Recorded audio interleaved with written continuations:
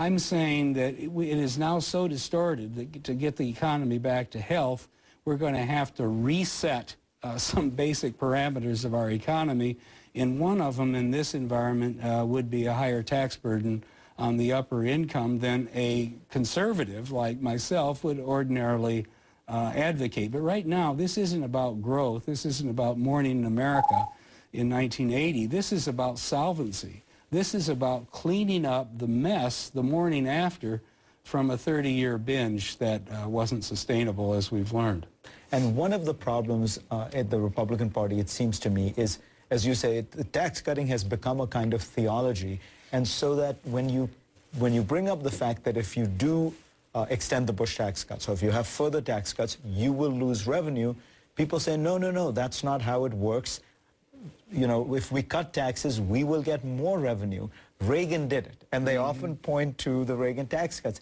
Yes, and unfortunately, that was one of the unfortunate legacies of the 1980s that I don't think was really intended. After 1985, the Republican Party adopted the idea that the tax cuts had solved the whole problem, and that, therefore, in the future, deficits didn't matter, and that tax cuts would always be the solution of first, second, and third resort.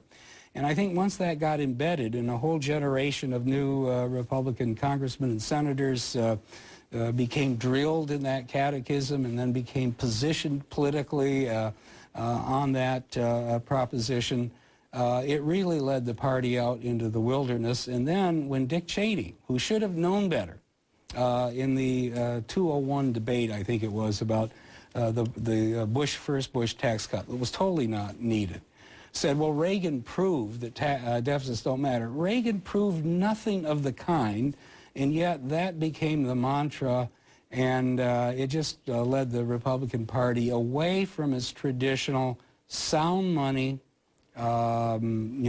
fiscal restraint principles that were really the heart of the Republican Party and its job in our system. The Republican Party's job as the conservative party is to be the party that says no, the party of restraint, the party of fiscal responsibility. The others can be the party of, dealing with social issues and so forth, and that's necessary as well.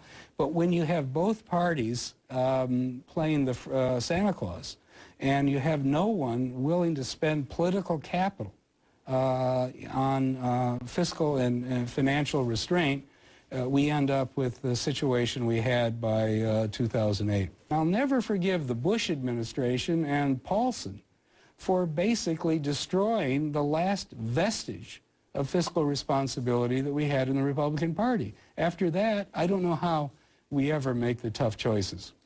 David Stockman, pleasure to have you on. Thank you.